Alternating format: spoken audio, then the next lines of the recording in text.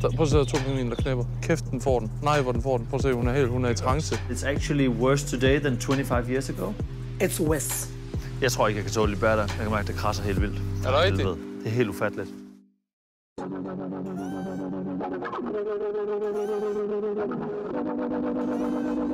Pludselig, så har den unge mand bare ikke sin hånd der.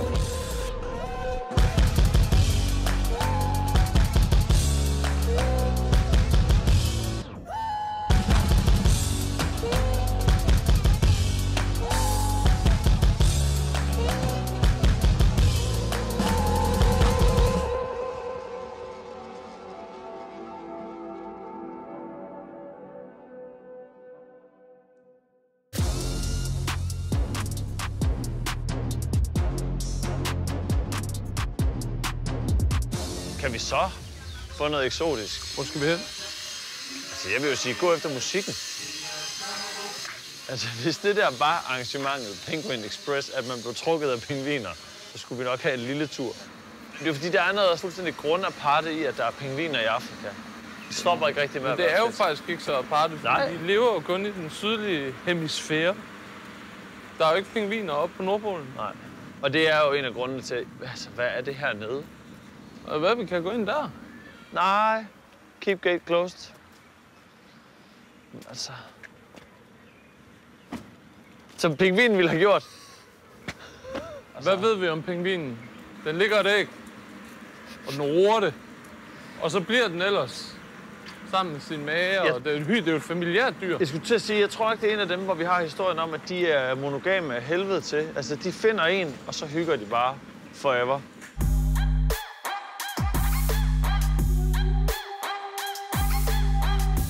Prøv at se, der er 2 pingviner, der knæpper. Kæft, den får den. Nej, hvor den får den. Prøv at se, hun er i trance. Hun vender det sort ud af øjnene. Nej, hvor hun får den. Nu ligger han lige og samler kræfter til at rulle af. Den er helt fucked up, den pingvin der. Den er helt færdig. Vi skal have vagtlæge over til 98, fordi han er bogstaveligt talt ved at tabe fjerne. Ja, han har noget skab, ham der. Den skal lægges ned, den der. Goddammit. Og jeg er lige ved at ødelægge et billede der. Det skal jeg nok gøre. Du er ikke ved at ødelægge, du er ved at redde det. Ja, det ved de jo ikke. Stod der bare... Må man lige komme derned, ja, altså? vi skal lige rundt. Men jeg synes bare ikke, der er nogen dernede. Det kommer vi to. Kom. Hop ned og tag den næsten. Jamen, den virker altså lidt... Den virker sgu lidt møllet, det er du ret i. Den har også en relativt nem flugtrute. Det er ikke et godt sted at fange. Jamen, du skal efter den. Så kan du bare der... Tata. Den kommer ud til mig nu.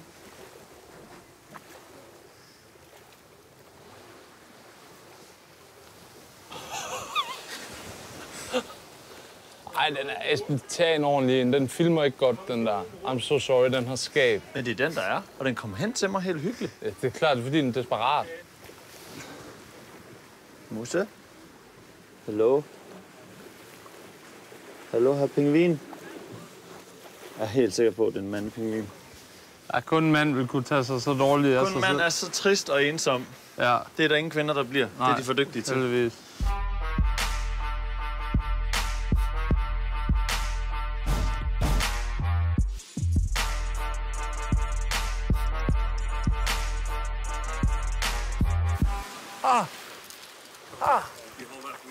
Jeg gav mig selv 30 år. På en klippe. Peter, hvad laver du? Jeg ved det ikke helt. Der er jo ingen pingviner derovre. Jeg har bare fundet et sted, hvor der ikke er tyskere. Du kan godt smage op. Der er ikke en pingvin at se så langt op. Jeg kan se 10. Jeg sveder også af helvede til. Så tag det der uld af, altså. Jeg vil hjem. Det kaldes at være omstillingsparat. Åh, for satan. Støp. Kør bussen. Det er koldt. God.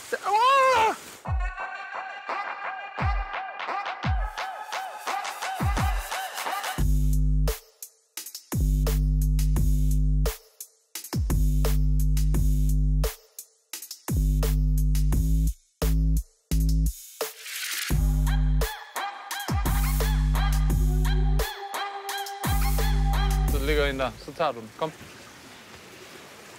Kom så, vi skal have noget action. Det er røvsygt indslag ellers, det her. Kom. Kom så. Mere. Mere. Lidt mere. Lidt mere.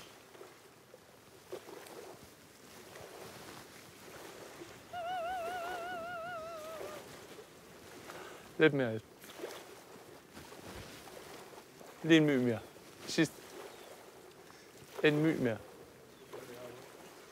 Lige en hånd på. Bare lige en hånd på. Så er du leveret. Så skylder jeg en. En hånd på. En hånd på. Lille hånd. Bare lige på halen. Det kan den ikke mærke. Det har jeg læst. Jamen, det er jo ikke, fordi den lytter til mig. Kom, hånd på. Lille hånd på. Lille hånd på. Lille hånd på. Kom med en lille hånd. Så bare lige tag et øjeblik. I bare ved... Nej, det er nu. Esben, det er nu. Det er lige nu. Det er sidste chance, det her. Du sidder i baren på Last Chance Saloon, når det kommer til at knuppe en pingvin. Og det er nu. Det er på din bucket list.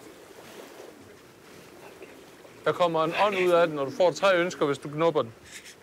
Kom, mens den har travlt med alt muligt andet. Ja, ja, ja, ja, yes. Sorry. Nej, det var ikke i orden. Det var faktisk ikke i orden. Og den sagde lige...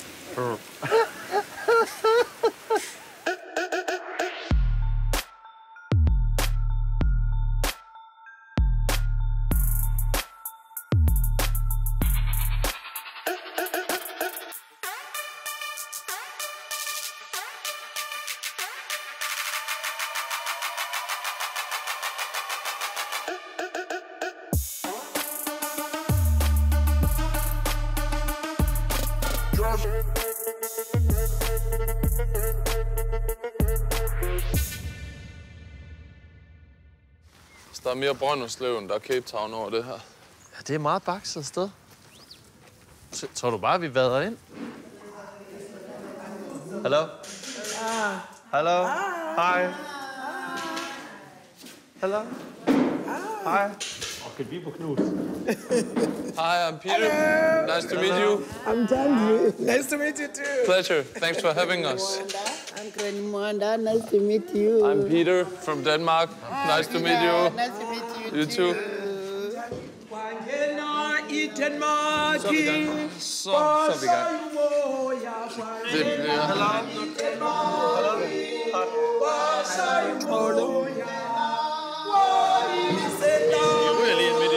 Altså, hvorfor kunne jeg ikke have fået... Jeg ved ikke noget. Kunne jeg ikke have fået en bruising?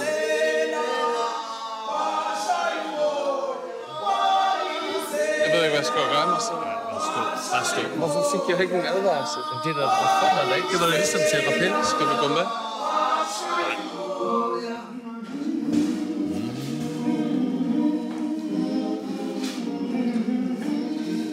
Jeg ved ikke.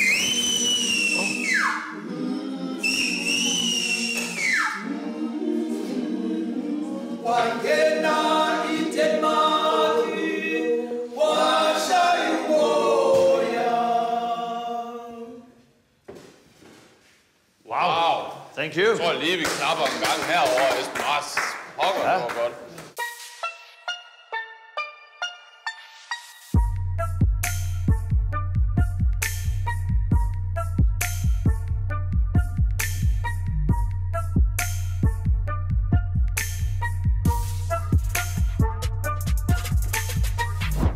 What are we doing?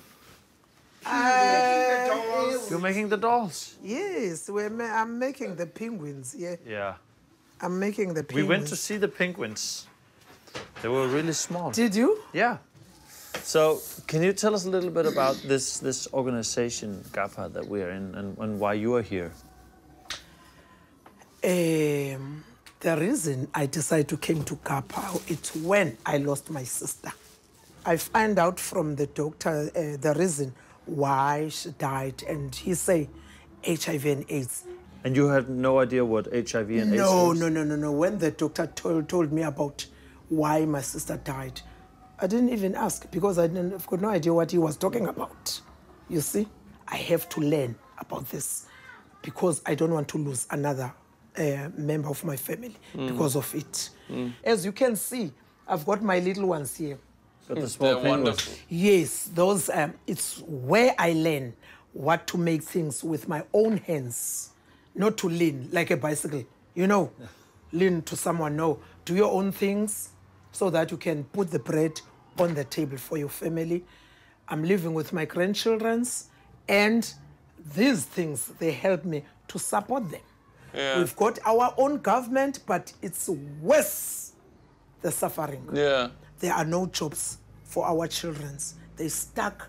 And the challenges in our community, drug abuse, alcohol abuse, that's another challenges we are facing.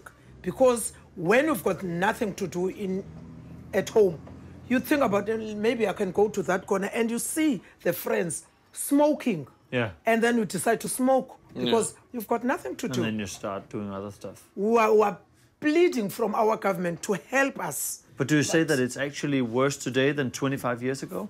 It's worse. It's worse, my baby. I'm telling you the truth. Because we've been brought up in the 90s where we heard about apartheid, and that was the worst thing that ever happened. That was like Yes. everything You know about the apartheid, it was only the killing, Yeah. but there were jobs for the people. But now, it's our own government, but there are no jobs. That's worse. You can have a degree, but you'll stuck with that degree in the house. You know, another thing makes me proud about you guys is that you are right in the middle of Khayelitsha. You've got no fear to come here. No. But I'm sorry, I'm going to say this. White people of Cape Town, they never visit us here. No. No. We They don't- think it's dangerous. Yeah. Why? Instead of coming to us and see Yeah. the struggle we are facing so that they can help wherever they can help. Yeah. You see? It's killing us. They are living in the mansions, we're living in the shacks. That's You a see? nice way to Can you put see it. the difference? Is there no? It's just. It sounds very hopeless in a way. It's a bit sad. That is there a hope that it's gonna be better? Is there a hope that you're gonna have better houses, better? Only God knows. All right. I can't lie to you. Only God knows. I don't know. But we keep praying. Things must be different. When and where, we don't know. But we've got that hope. One day, God will hear our prayer. And you're working. We are working. Yeah. We are working. We are working so hard. I'm gonna buy all your penguins. Can you do that? Ja, ja. Is it okay? Yes. Or you can buy some new? Du skal knuse Esben. Kæft.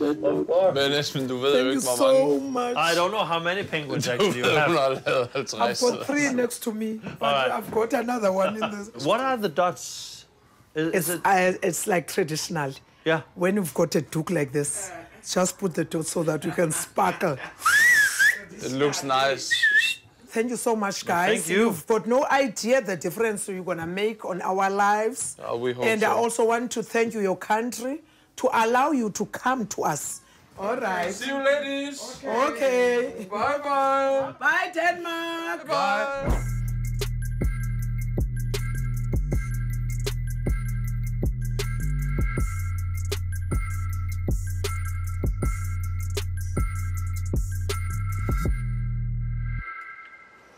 Er du lige pludselig blevet til Søren Ryge, eller hvad? Nej, men jeg kan rigtig godt lide at dyrke ting. Det er jo økologisk, så... Det er ikke bare... Jeg tror, de ligner små mikrochilier. Tror du det er dem? Sådan en lille bitte bæl, satan.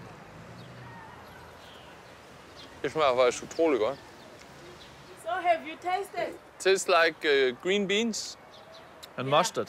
berries? Oh, you have berries here. Yeah, very nice. Nice. It's very nice. I think I love Oh, ja. you. Ej, smager godt. De er skide gode. Don't you want to taste it? Okay, smager godt. Det er så sødt. Jeg skulle hun aldrig have vist os det her. we don't tell the others. They know. I know. Yeah. Alright. Tømmer lidt træ. Jeg kommer også til at røve det træ her, fuldstændig. Hold kæft, de er søde. How nice. What a lovely garden. Ja. Jeg tror ikke, jeg kan tåle de bær der. Jeg kan mærke, det krasser helt vildt. Er det rigtigt? Helvede. Det er helt ufatteligt. Kraftedeme. Ej, det er løgnet. Den smuldrer Look til at at gå ind og these tage noget berries drik. out down Sorry? there. Ja. They fall because it's windy now. Yeah. It's windy. Well, thank you so much for showing me your lovely garden. Pleasure. Jeg har fået en pille. You okay? Yeah. I'm so sorry. I'm a little bit allergic to some things. Oh, Yeah. sorry. And I didn't know the berries. They were so good and tasty. And But then, I'm allergic to them. So I can, my throat swallows. Like, sorry. no, yeah. Don't be.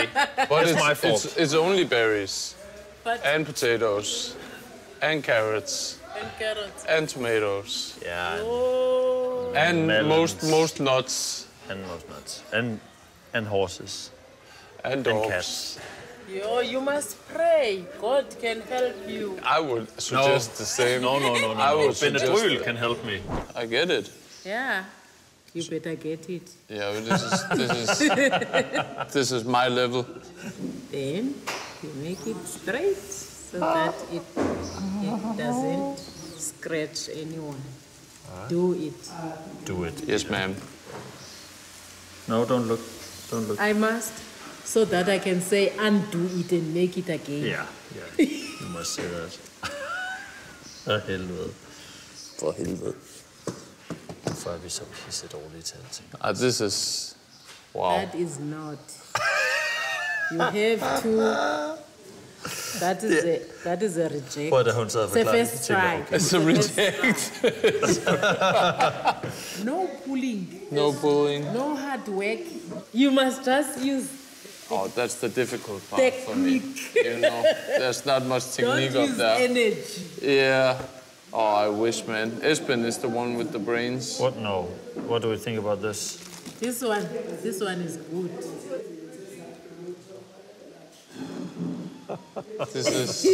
Jeg har været i den her situation så mange gange før.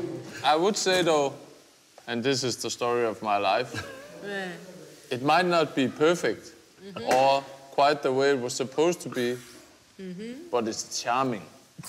It is. It is.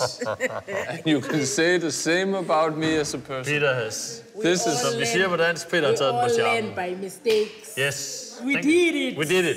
We did it. I Thank you love so that. much.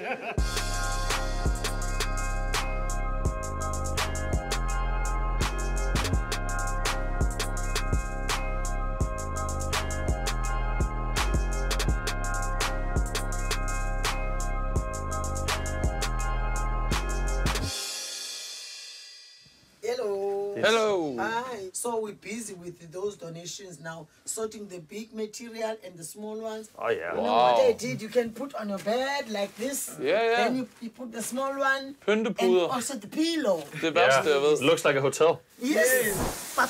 Steak. Pap. Ja. Yes. Arbejde. Very nice. Should I give it a go? Like chicken Ja. gravy Chicken gravy. and Wow, lige ved at få en pind i hovedet. Shit, hun roer med en åre. And what is it made of? Cornmeal. Altså, That's a workout and det er for a sindssygt. meal. That's amazing. That's my two favorite things. Bicep exercise. Yeah. Very much. Well, Esben has been skipping my CrossFit class for the past year, so he needs a good workout. Jamen, det er sådan en stor kano-åre, jeg bare står og roer med. She's asking why don't you also. I should. Well, he's, Yeah, but he's having that's how all we the do fun. it. Peter talk and I do the work. Is this okay? Yeah. Thank you. Hørte du det? Det er ja. Altså, Det var det ikke. det var ikke et kys i ja. Du tør køre for meget af det der. Ej, jeg tror, det er jo dermed, der. Kom helt ind over, så går jeg bare op. Let's go, man. Sådan. Altså, vi er nødt til at trække den anden tilbage. Vi kalder Nej, vi kalder ikke en ret tilbage. Okay. Jeg har forladt køkkenet. Det gør vi ikke. Det er ikke nogen med det her. De kalder heller ikke tilbage. De siger bare, at man skal rette ind og sige, at den smager godt. Hvad så, Esben? Er det helt skidt, eller hvad? Do you need more? Nej. Take off 2 potatoes. Der skal 2 kartofler tages af her. Okay, Det er for meget. det er fandme hårdt. Okay, so how many potatoes per portion? 2. For helvede, hvor er det. Men det har vi jo ikke fået at vide. Ej, men det er bare, men det der er så svært ved at være sådan en fremmedlegeme i fattige forhold, det er... Altså, we'll sort them out. We'll sort them out. For helvede. Ja. Men det er jo ingen, der kan vide det her. Hvorfor har kartoflerne fået forrang? Ja, hvorfor er det som om, at det er den fine? More gravy. Ja. Nå, venner. Se alle de bønner. Så I Vild med Dans i fredags, eller hvad? Oh, no, sir. Det gjorde de. De synes, det var lavet. Mikkel Kessler er stadig med. Bryder du lige ind her og siger tak for mad? Jeg tager lige sidste bid. Nå. Det er svært.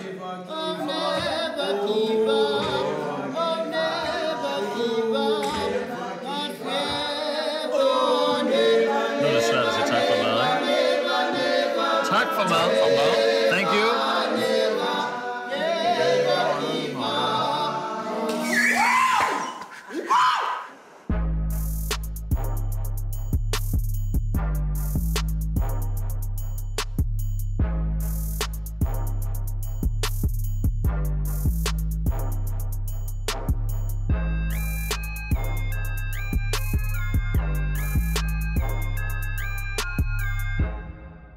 Jeg synes, at vi har lært noget ret vigtigt i dag. Når du kigger på job og sult og sådan noget, så er det faktisk værre nu, end det var under det ord, man ikke må sige, når der er en masse unge mennesker rundt om en.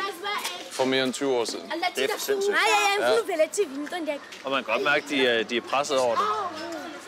Så kan man godt forstå, at de bliver lidt trætte. Det er en tendens i verden, at når man kommer af med noget skidt, så følger der en masse ballade i kølvandet på det. Også med diktatorer, despoter og totalitære regimer. Man kan sige, så er der også hele det der med, at de alle sammen sidder med telefoner, og de har tv og internet, så de kan se, hvor fedt der er 30 minutter herfra, men de kan ikke komme derind. Det må være sygt frustrerende. Jeg kan forstå, hvis det er Kongo, okay. Der er 6.000 kilometer til noget fedt. Ja, der er 25 minutter til en match, eller det.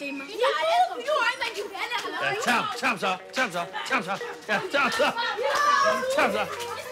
Sådan der. Holdet, ikke? Kæmpe holdet. Er det nu, jeg skal komme med en cliffhanger-reference? You're literally stopping me here. Endnu en legendarisk dårlig beslutning. Hold nu kæft.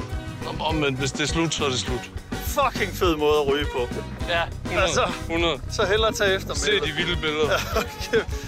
Okay. Yeah, it's a lovely view.